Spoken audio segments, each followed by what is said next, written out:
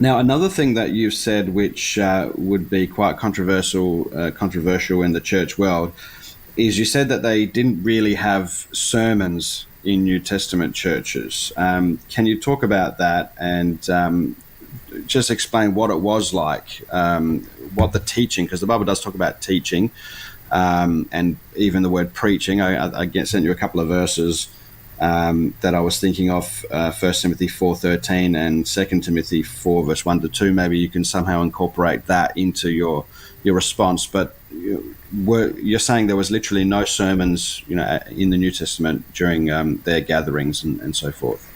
Well, my point in making that statement, I think my statement was why they didn't preach sermons in the early church. Really trying to make a point about the terminology they used. They would not have used the terminology of somebody standing up and preaching in church.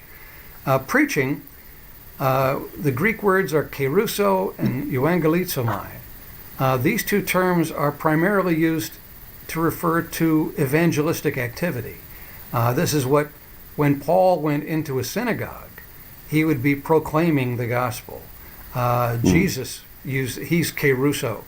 He's also euangelizomai. He's also proclaiming the gospel. He's preaching the good news to people who have never heard it before. Preaching and proclamation is a communication strategy done before outsiders, not before Christians. The word sermon also is interesting to note here, that even though we use the word sermon repeatedly, the word sermon is not even found in the Bible. It's not even found in the Sermon on the Mount, which should blow your mind. Now, it might be in a little subhead that's been injected there by the publisher of the Bible, but it's not found in the text. So this is not to say that preaching sermons is somehow evil and you're going to go to hell if you do it. That's ridiculous. But it's just probably trying to make a point here. If we get back into using biblical terminology about Christian assemblies, we begin to get a better idea of the flavor of what's taking place. They are teaching one another. They are weighing what's going on. There's interaction in the assembly. It's not just one person standing up in somebody's living room and going on for 60 minutes or 40 minutes with a sermon that he's prepared, and then everybody can just sit there and shut up, and then you can leave when I'm done. Now, this is a participatory gathering, that a point that is often missed, and I think our churches are weaker for it, because nobody in our modern church culture really has an opportunity to develop their ability as a speaker, as a communicator, as a teacher, as somebody who is encouraging other people, comforting other people with your words, whatever words you want to use there.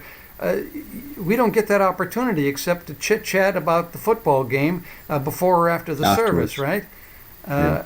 It's one of the reasons why I'll be honest with you, I haven't been to an official church for years. I just, there's no point in me going. Like, I go there, I listen to, we have some worship, but it's kind of like they're worshiping God, I'm worshiping God. The music's probably pretty rubbish. Then we have a sermon, and I'm just sitting there. The sermon's boring. I already know what the pastor's saying. I'm not learning anything new. Afterwards, I try to talk to people. If you talk about the Bible, people just walk away. It's just like, what's the point of going there? I would get more benefit out of just spending a couple of hours with my wife, asking questions about the Bible and talking about them and grabbing some commentaries and going through them and having a time of prayer. I get more out of that than I ever would going to church. So I haven't been to church for years, to be quite honest with you. I just gather with Christians and we open up the Word and we have a great time of fellowship. But the Sunday service, I just don't see the point. I find it as a waste of time for me personally. Caleb, this is hugely interesting to me. When I produced my videos on this topic and put them on YouTube, I did not expect to hear this report. but I'm hearing it from all over the world. People who are telling me, yeah, I'm a serious Christian. I'll always be a serious Christian. But I haven't been to church in years. That just it's boring. Everything you said just perfectly summarized what thousands, tens of hundreds, maybe millions of Christians are saying. And I think it's time for the church to wake up and smell the coffee here. People are exiting churches by droves. The numbers of people who are counted among church attendees today as compared with 10 years ago, 20, 30, is tremendously reduced, and it's on a downward trajectory that is not good for the future. For these traditional churches to try to survive, they're going to have to rethink what they're doing. And I think it was the COVID pandemic that forced a lot of churches to rethink what's going on, because they shut down, for months, wherever you are around the planet. And that forced a lot of people to rethink, why was I going in the first place? And now, I hear they're going to open up church finally this week. You going to go? Yeah, this has been pretty nice. I don't really get anything out of that. It was something. I'll confess with you here, Caleb. Several years ago, I had my own son in one of my Bible classes that I was teaching. And he was probably 30 years old at the time, maybe 35. And he confessed, he says, I haven't gotten anything out of a sermon in at least 10 years. Whoa. And that blew me away, because I knew I was the preacher for some of those sermons. But he was just being honest. And, if I'm honest, I haven't got much out of a sermon in years, maybe decades as well, because I get it. I understand where you're going with this. All I got to do is see the sermon title and see the scripture it's based on. Okay, I got it. I know where you're going. Yeah, that's right. But what is vitally important to me is getting in a small group and having the opportunity for all of us to speak and to talk and to reflect on the scripture and to find out where everybody else is and the struggles that we have together, and to build one another up.